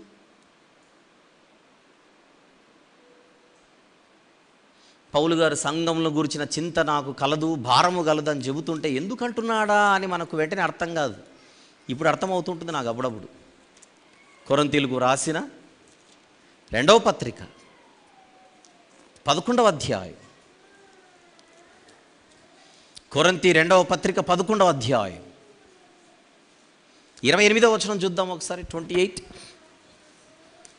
ఇవియునుగాక సంఘములన్నిటిని గూర్చిన చింతయు కలదు, ఈ భారము దినమును నాకు కలుగుచున్నది. భారం ఎక్కువ అవుతుందా? భారం ఎక్కువ అవుతుందా? ఎందుకు భారం? ఎందుకు భారం? మొదటి పత్రిక కొరింథీ మొదటి పత్రిక 3వ అధ్యాయం. కొరింథీయులకు వ్రాసిన మొదటి పత్రిక 3వ అధ్యాయం. ఆలోచించండి, ఇవన్నీ ఒక్కసారి ఎవరికి వాళ్ళు కనెక్ట్ చేసుకోండి. మొదటి వచనం నుంచి కొరింథీ మొదటి పత్రిక 3వ అధ్యాయం మొదటి నుంచి. సహోదరులారా, ఆత్మ సంబంధులైన మనుషులతో మాట్లాడినట్లు నేను మీతో మాట్లాడలేకపోతిని. శరీర సంబంధులైన మనుషులే అనియు క్రీస్తునందు పసిబిడ్డలే అనియు మీతో మాట్లాడవలసి వచ్చెను. అప్పట్లో మీకు బలము చాలకపోయినందున పాలతోనే మిమ్మల్ని పెంచి తిని కానీ అన్నముతో మిమ్మల్ని పెంచలేదు. మీరు ఇంకనూ శరీర సంబంధులై ఉండుట వలన ఇప్పుడునూ మీరు బలహీనులై ఉన్నారు కారా? మనకు కరెక్ట్గా మ్యాచ్ అవ్వట్లేవన్నీ. మనకే చెబుతున్నట్టుగా ఈ పత్రిక నాకేరా అనట్లేదు. అలానే ఉంది. హెబ్రీ పత్రిక 5వ అధ్యాయం. హెబ్రీలకు వ్రాసిన పత్రిక 5వ అధ్యాయం 11 నుంచి. ఇందును గూర్చి మేము చెప్పవలసినవి అనేక సంగతులున్నవి కానీ మీరు వినుటకు మందులైనందున వాటిని విషదపరచుట కష్టము. ప్రాబ్లం మీదంటున్నాడు, నాది కాదు.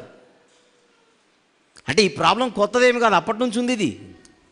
కాలమును బట్టి చూచితే మీరు బోధకులుగా ఉండవలసిన వారై ఉండగా దేవోక్తులలో మొదటి మూల పాఠములను ఒకడు మీకు మరలా బోధింపవలసి వచ్చెను. మీరు పాలు త్రాగవలసిన వారే గాని బలమైన ఆహారము తినగలవారు కారు. మరియు పాలు త్రాగు ప్రతి వాడును శిశువే గనుక నీతి వాక్య విషయంలో అనుభవం లేని వాడై ఉన్నాడు. వయసు వచ్చిన వారు అభ్యాసము చేత మేలు కీడులను వివేచించుటకు సాధకము చేయబడిన జ్ఞానేంద్రియములు కలిగి ఉన్నారు కనుక బలమైన ఆహారము వారికే తగును. ఇవన్నీ ఆనందంతో చెబుతున్న మాటలు కాదు, పత్రికలో. సంవత్సరాల తరబడి ఈ సహవాసముతో మనం అసోసియేట్ అయి ఉండి, కనెక్ట్ అయి ఉండి, చిన్న చిన్న విషయాలను కూడా అర్థము చేసుకునే పరిస్థితిలో కనుక మనము లేము అని అంటే మనల్ని చూసి మనం బాధపడాల్సిన సమయం ఇది. మెడికల్ లాంగ్వేజ్లో మాట్లాడితే ఎమర్జెన్సీ స్టేట్లో ఉంది మన పరిస్థితి ఇప్పుడు, ఆరోగ్యపరంగా, ఆత్మీయపరంగా.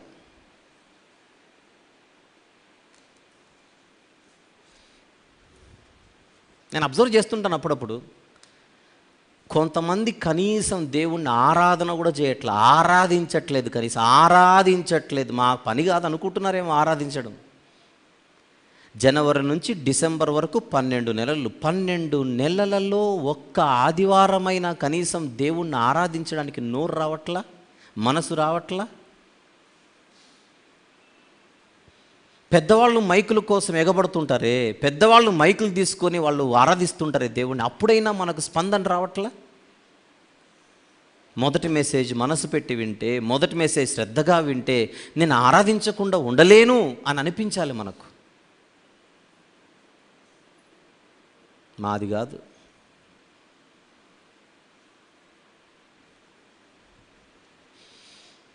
దేవుని ఆరాధించడం అంటే అది టైంపాస్ చేసేదా ఏంటి?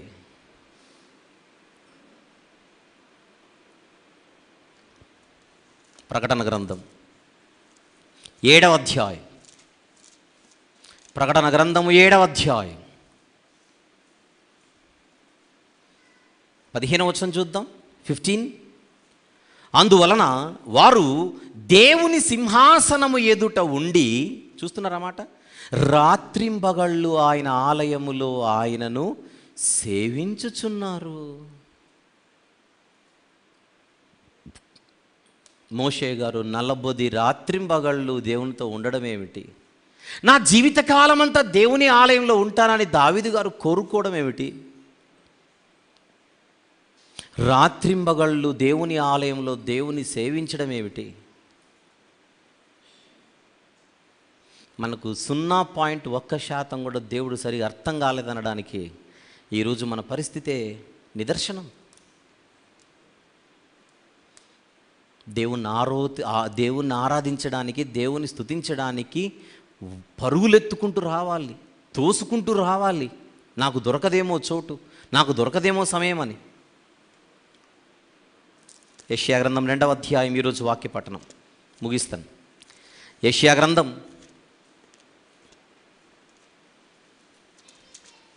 2వ అధ్యాయం 2వ వచనం నుంచి చూద్దాం. అంత్యదినములలో పర్వతముల పైన యెహోవా మందిర పర్వత శిఖరమున స్థిరపరచబడి కొండల కంటే ఎత్తుగా ఎత్తబడును, ప్రవాహము వచ్చినట్లు సమస్త అన్యజనులు దానిలోనికి వచ్చెదరు. 3వ వచనం, ఆ కాలమున సియోనులో నుండి ధర్మశాస్త్రము, యెరూషలేములో నుండి యెహోవా వాక్కు బయలువెళ్ళును, జనములు గుంపులు గుంపులుగా వచ్చి. ఎలాట? జనములు గుంపులు గుంపులుగా వచ్చి యాకోబు దేవుని మందిరమునకు, యెహోవా పర్వతమునకు మనము వెళ్ళుదము రండి, ఆయన తన మార్గముల విషయమై మనకు బోధించును, మనము ఆయన త్రోవలలో నడుతుము అని చెప్పుకుందురు. ఎక్స్క్యూజ్ మీ, మీకు మ్యాటర్ అర్థమైతే అసలైన సంఘస్థులు ఎవరంటే వీళ్ళు. ఎవరు? దేవుని మందిరమునకు వెళ్ళుదము రండి అని మాట్లాడుకునేటోళ్ళు సంఘస్థులు అంటే. ఎక్స్క్యూజ్ మీ, కనబడుతుంది ఆ మాట 3వ వచనంలో మధ్యలో, మనము దేవుని మందిరమునకు వెళ్ళుదుము రండి అని మాట్లాడుకోవాలట. నిజమైన సంఘస్థుల వ్యవహారం అలా ఉంటుంది.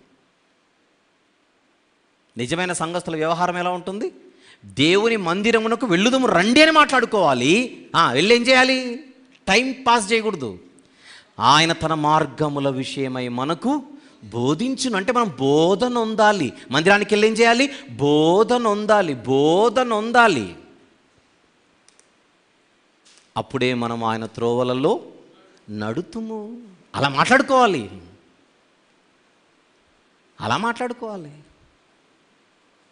మందిరానికి వెళుదుము రండి, అక్కడ మనకు వాక్యం చెబుతారు, బోధిస్తారు, మనకు బోధ ఎక్కాలి, బోధింపబడదుము, అప్పుడే మనం నడుతుము. ఇక్కడ అద్భుతాలు చేయట్లేదుగా. టచ్, ఈ విద్య ఏదో నాకు వచ్చింటే భలే ఉండేది స్టార్టింగ్ నుంచి. రాకపాయ్. మాయ మాటలు చెబుతామా? లేదే. పోనీ ఇక్కడ ఏమన్నా 1 మ్యాన్ షో ఉంటుందా? లేదే. నేను తప్ప తెర మీద ఎవడు కనపడకూడదు ఏమైనా ఉందా అక్కడ? అలాంటి శైలి లేదే. నా కుటుంబం తప్ప ఎవరు కనపడకూడదు ఏమైనా 1 మ్యాన్ షో కానీ ఫ్యామిలీ షో కానీ ఏమైనా ఉందా ఇక్కడ? లేదే. స్టార్టింగ్లో ఒకప్పుడు ప్రారంభ ప్రార్థన నేనే, ఇంకా పాటలు నేనే, వాక్యము నేనే, ప్రకటనలు నేనే, ముగింపు ప్రార్థన నేనే, A to Z నేనే, ఎవరు లేరు కనుక. ఈరోజు ఎంత ఆనందం అంటే నేను ఒక మెసేజ్ టైంకు తప్ప స్టేజ్ మీద ఎక్కడా కనపడను. మీ కళ్ళ ముందు కనపడాలి. వ్యవస్థ ఎంత బాగుందో. మన సహవాసం ఒక వ్యక్తి మీద ఆధారపడలేదు. వ్యవస్థలో ప్రతి వ్యక్తి ఒక వ్యక్తిగా ఉన్నాడే కానీ వ్యక్తే వ్యవస్థ కాదు. ఇక్కడ నాకు భయం. కారణం దేవుని మందిరంపై నా పెత్తనం ఏమిటి?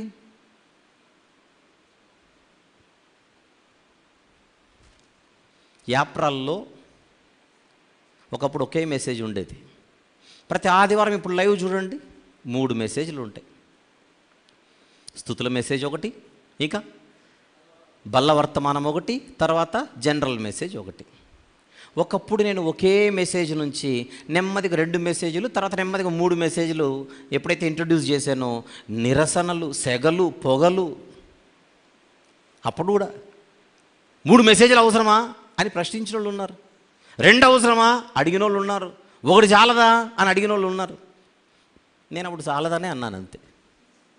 చాలదా అంటే చాలదు. ప్రతి ఆదివారం ఒకటే చెప్పాలా. ఆ ఒక్కడు చచ్చిపోతే విజన్ ఉండొద్దు, విజన్ ఉండొద్దు. ఒక సంఘం ఒక వ్యక్తి మీదనో 2 మీదనో ఆధారపడుతుంటే అసలు ఆ సంఘం ఆరోగ్యంగా ఉన్నట్టే కాదు. ఈరోజు చూడండి, నెలలో నేను 2 వారాలే వెళ్తాను యాప్రాలకి. నేను 2 వారాలు, మిగిలిన 2 వారాలు నేను లేకపోయినా ఎంత ఆరోగ్యకరంగా నడుస్తుంటుంది. అసలు ఇప్పుడు పరిస్థితి ఏంటంటే, యాప్రాల్లో పరిస్థితి ఏంటంటే నేను చెబితేనే వినే పరిస్థితి ఏమి ఉండదు. ఎవరు చెప్పినా హ్యాపీగా వింటారు. స్తుతుల మెసేజ్ అందరూ బాగా వింటారు, బలవర్తమానం అందరూ బాగా వింటారు, జనరల్ మెసేజ్ అందరూ బాగా వింటారు. ఎందుకు? ఒక వ్యక్తికి వాళ్ళు కనెక్ట్ అవ్వట్ల. ఇక్కడ కూడా అదే ప్రయత్నం జరుగుతోంది. ఇక్కడ మనకు టైం లిమిటేషన్స్ ఉన్నాయి కనుక నేను 2 మెసేజెసే ఇక్కడ. అంటే మనము టైంతో పోటీ పడి టక్క ముగించి మళ్ళీ మనం హాల్ అప్పగించేయాలి కనుక ఇక్కడ 2 మెసేజ్లే. అంటే ఎవరైనా ఆలస్యం అవుతుందని భయపడుతుంటే మీకు శుభవార్త. ఫ్యూచర్లో దేవుడు మనకంటూ సొంత స్థలం ఇస్తే అప్పుడు ఖచ్చితంగా ఇక్కడ కూడా 3 మెసేజ్లు ఉంటాయి. ఇంకా ఆలస్యం అవుతుంది. ఇదే గుడ్ న్యూస్ మీకు. దీనికేమి రద్దిరిపోతుంటే భవిష్యత్తులో పరిస్థితి ఏమిటి? మీకు తెలుసో తెలీదో, ఇక్కడ స్టేజ్ మీద జరిగే ప్రతి దానిపై నా మానిటరింగ్ ఉంటుంది, నా సూపర్విజన్ ఉంటుంది, నా ఫీడ్బ్యాక్ ఉంటుంది. గుడ్డిగేం జరగట్లే ఇక్కడ. అక్కడున్న కోయర్ వాళ్ళని అడగండి, ప్రతి ఆదివారం వాళ్ళకి ఫీడ్బ్యాక్ ఉంటుంది. వాళ్ళు మంచి చేస్తే శభాష్, ఎక్కడైనా పొరపాట్లు చేస్తే వాళ్ళు పాట పాడేటప్పుడు ఒక అక్షరం పదం కూడా కాదు, ఒక అక్షరం సరిగా పలుకకపోయినా మీరు ఆ అక్షరం సరిగా పలకలేదని నేను ఫీడ్బ్యాక్ ఇస్తుంటాను. ఇది వెనకాల జరిగే తతంగం ఇదంతా. ఇక్కడ లీడింగ్ చేసేవాళ్ళు ఏదైనా పొరపాటు చేస్తే పర్సనల్గా వాళ్ళకి చెప్తుంటాను నేను, అలా చేయకూడదు, ఇలా అనాలి. వచ్చే బుధవారం మన సంఘం పలానా మీటింగ్ ఏర్పాటు చేస్తుంది, మీరందరూ రావాలని కోరుకుంటున్నాను అన్నారనుకోండి, వాళ్ళకి వెంటనే ఫీడ్బ్యాక్ కోరుకుంటున్నాను కాదు అనవలసింది, కోరుకుంటున్నాము అనాలి. ఎందుకు? You are not alone, you are representative of the church there. సంఘ తరపున ఆహ్వానం పలకాలే కానీ ఇండివిజువల్గా ఇస్తావేంటి? మీకు అర్థమవుతుందో లేదో, ఇక్కడ ట్రైనింగ్ ఎలా జరుగుతుందో తీసుకుంటున్న వాళ్ళకి తెలుస్తుంది. మిమ్మల్ని అందరినీ ఈరోజు ఈ కార్యక్రమానికి ఆహ్వానిస్తున్నాను. నువ్వు అనకూడదు ఇక్కడ నువ్వు అనకూడదు, ఒక అక్షరం సరిగ్గా పలుకకపోయినా మళ్ళీ వెంటనే ఇలా పలకాలి, ఇలా అనాలని వాళ్ళకు ట్రైనింగ్ ఇస్తుంటే ఏం జరుగుతుందో తెలియద్దు. పెద్దవాళ్ళు ఇక్కడ నిలబడి పాటలు పాడుతుంటారు అప్పుడప్పుడు, కానుక పాటలని. వయసులో పెద్దవాళ్ళు, వాళ్ళ పరిచర్య అది కాదు, పాటల పరిచర్య అది కాదు కనుక వాళ్ళు పాడడంలో కొంచెం ఎత్తులు, పొల్లులు, ఒత్తులు, తగ్గులు అన్నీ ఉంటాయి, లోపాలు ఉంటాయి. కానీ అది ఇంట్రడ్యూస్ చేయడానికి నాకు ఒక విజన్ ఉంది. ఊరికనేమి నేను పాటలు పాడమని చెప్పాల. ఇక్కడ విషయం ఏంటంటే, పాటలు పాడగలిగిన వాళ్ళు ముందుకు రారు. పాడడం వచ్చా లేదా తర్వాత సంగతి, పాడమనగానే వచ్చి నిలబడేటోళ్ళు పాపం వచ్చి నిలబడి పాట పాడుతున్నారు. ఇప్పుడు మనం ఏంటంటే, వాళ్ళు సరిగ్గా పాడట్లేదు, వెరీ గుడ్, మీరు వచ్చి పాడండి, మేము రాం. పాటలు వచ్చేటోళ్ళు రారు. ఏదో వాళ్ళ ఫైటింగ్ వాళ్ళు చేస్తున్నారు, వాళ్ళ బ్యాటింగ్ వాళ్ళు ఆడుతున్నారు. ఆడని వద్దు, జనరల్గా చెప్తున్నా నేను. ఇదంతా క్యాల్కులేటివ్ ఉంటుంది కనుక, టైంతో ఇదంతా రిలేట్ అయి ఉంది కనుక కొన్ని కట్ చేయడాలు, కొన్ని కొనసాగించాలి, ఇవన్నీ ఇదంతా ఒక ఒక ఒక మార్పు కోసము, ఒక పురోగతి కోసము, ఒక మెరుగుదల కోసము చేస్తున్న ప్రయత్నాలు ఇవన్నీ.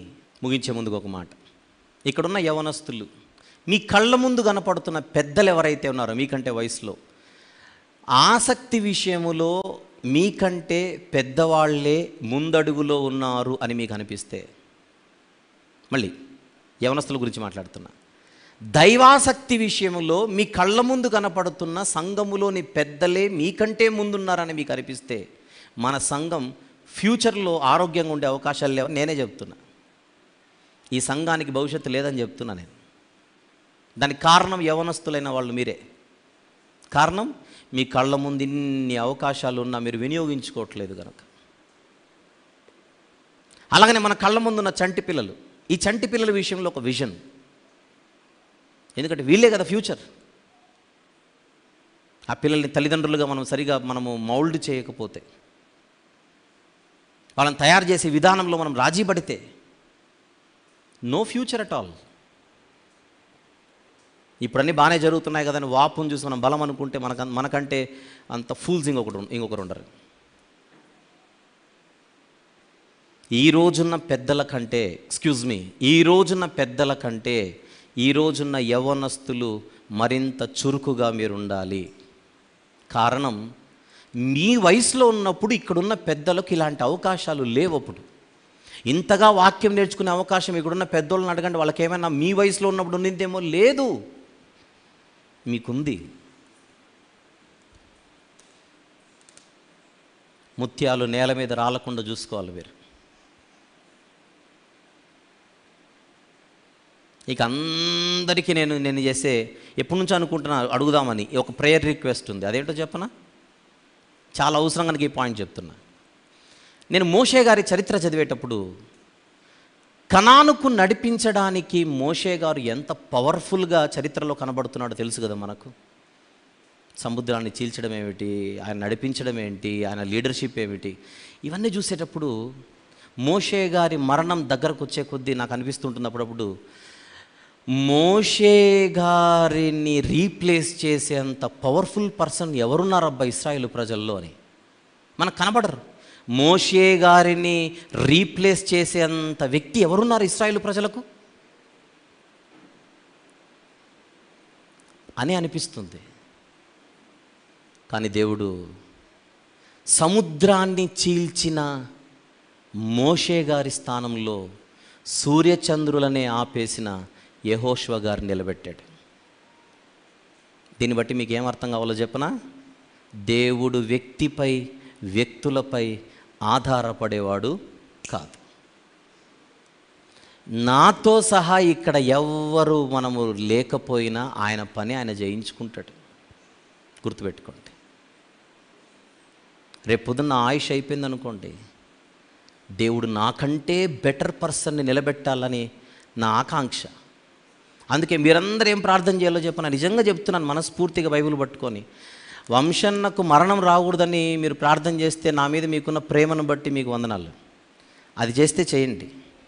దాంతోపాటు ఒకటి చేయండి, వంశీ గారి తర్వాత వంశీ గారి కంటే బెటర్ పర్సన్ ఈ సంఘానికి సేవకునిగా దొరకాలని మీరు హృదయపూర్వకంగా ప్రార్థన చేయాలి.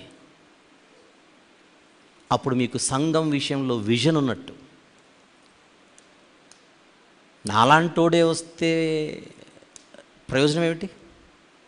నాకంటే తక్కువ పని చేసేవారు దొరికితే ప్రయోజనం ఏమిటి?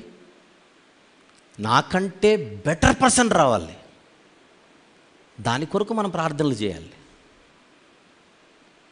అప్పుడు మనం ఒక విజన్తో ముందుకు వెళ్తున్నట్టు. ఈరోజు దౌర్భాగ్యమైన పరిస్థితి అంటే, బయట సంఘాన్ని చూడగానే వీళ్ళు నా వాళ్ళు నా ప్రజలని సంఘనాయకులు అనుకుంటున్నారు. దేవుని వారు అని మర్చిపోయి బాధ్యత తీసుకుందాం. మీరు లోకానికి వెలుగై ఉన్నారు, లోకానికి ఉప్పై ఉన్నారు, చాలా పెద్ద పెద్ద మాటలు చెప్పాడు మన గురించి దేవుడు. వాటి కనీసం ఒకసారి కాకపోతే ఒకసారి న్యాయం చేయొద్దు. ఎలా తయారవ్వాలి? చాకుల్లాగా తయారు కావాలి. పోయిన ఆదివారం చూశారు కదా, పాపం తెలుగే సరిగా రాదు మన కర్ణాటక నుంచి వచ్చినటువంటి సహోదరులకు, సోదరీమణులకు. భాష సరిగా రాకపోయినా వారు ఎంత ఆసక్తితో తెలుగు నేర్చుకుంటూ వాక్యం నేర్చుకుంటున్నారు ఒక్కసారి ఆలోచించండి. భాష సరిగా రాకపోయినా నేర్చుకుంటున్న వాళ్ళు దూరాన కనపడుతున్నారు. కన్న తల్లి చనిపోయినా మరుసటి దినమే ప్రభు పని కోసం నిలబడుతున్న వ్యక్తులు పక్క జిల్లాలో కనపడుతున్నారు. ఈరోజు ఈ లైవ్లో చూస్తున్న వాళ్ళు చాలామంది పెద్దవాళ్ళు, తల్లులు, తండ్రులు, చదువులు పెద్దగా లేకపోయినా ఈ వాక్యాల ద్వారా, ఈ వర్తమానాల ద్వారా మేము ఎంతో దీవించబడుతున్నామని వాళ్ళు మెసేజ్లు పెడుతుంటారు. అలాంటప్పుడు స్థానికంగా ఉండి మనం ఎంత గొప్పగా తయారు కావాలి, ఎంత అద్భుతంగా నేర్చుకోవాలి. చిన్న చిన్న కృపా సందేశాలే మనకు అర్థం కాకపోతే గ్రంథ వివరణలు ఎప్పుడు అర్థం చేసుకోవాలి? ఆలోచించండి ఒకసారి. సంవత్సరం అయిపోయింది ఫిలిప్పీ పత్రిక చెప్పి, ఇంకా ఈరోజు మనం పూర్తి చేయలేదు కదా. ఈ రోజుకి ఫిలిప్పీ పత్రిక పూర్తి చేసి సంవత్సరం అయిపోయింది మన హైదరాబాదులోనే. ఈ రోజుకి యూట్యూబ్లో అందుబాటులో ఉన్న కూర్చొని నేర్చుకోవడానికి, రాసుకోవడానికి మనం ఇంకా సిద్ధంగా లేవంటే వేర్ ఆర్ వి?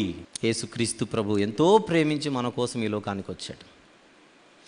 అందరూ తమ సొంత కార్యములనే చూచుకొనుచున్నారు కానీ ఆయన కార్యాలను చూచుటలేదు. మనం కోల్పోతున్నాం. ఆలోచించండి. వచ్చే వారం మరిన్ని సంగతులు మాట్లాడుకుందాం. ప్రభు బలియాగా నెమరు వేసుకొనుచు ప్రభు బల పరిచర్లోనికి ప్రవేశిద్దాం. ప్రేమగల తండ్రి, కృపగల దేవ, జీవం గల నాయన, పరిశుద్ధుడైన మహా గొప్ప దేవ, మా జీవితంలో మీరు ఇస్తున్నటువంటి ఈ మాటలన్నిటిని బట్టి స్తుతులు చెల్లిస్తున్నాం. తెలిసి తెలియక మేము ఎక్కడైనా నాయనా ఆత్మీయంగా సరైన మార్గంలో ఉండలేకపోతూ ఉంటే ఈ మాటలన్నిటినీ హెచ్చరికలుగా, ఔషధ మూలికలుగా అందరూ స్వీకరించి సాత్వికమైన మనసుతో నాతో సహా ప్రతి ఒక్కరూ కూడా మెరుగుపడుటకు ఈ మాటలు ఉపయోగించుకున్నట్టుకు శక్తిని ప్రసాదించమని ప్రార్థిస్తూ ఉన్నాం. ప్రభువా, మీ ప్రియ కుమారుడు మా అందరి నిమిత్తము చేసిన బలియాగమును నెమరు వేసుకొనొచ్చు. రొట్టెలోను పానీయములోను చేయి వేస్తుండగా తండ్రి, మీకు ప్రీతికరంగా మా ఆలోచనలన్నీ ఉండులాగున మమ్మల్ని మేము పరీక్షించుకుంటూ, ప్రశ్నించుకుంటూ, విమర్శించుకుంటూ, మమ్మల్ని మేము సరిచేసుకుంటూ మీ సన్నిధిలో పవిత్రమైన కార్యంలో పాల్గొనుటకు సహాయం చేయమని స్థానిక సంఘాన్ని ప్రార్థనలో భారముగా ఎత్తిపట్టుకొనుచు ప్రభువా, మీరు కోరుకున్నట్టుగా మేమందరం ఎదుగుటకు సహాయం చేయమని యేసు ప్రభు వారి పరిశుద్ధ నామములో ఈ ప్రార్థన మీకే సమర్పించి వేడుకొనుచున్నాము తండ్రి. ఆమేన్.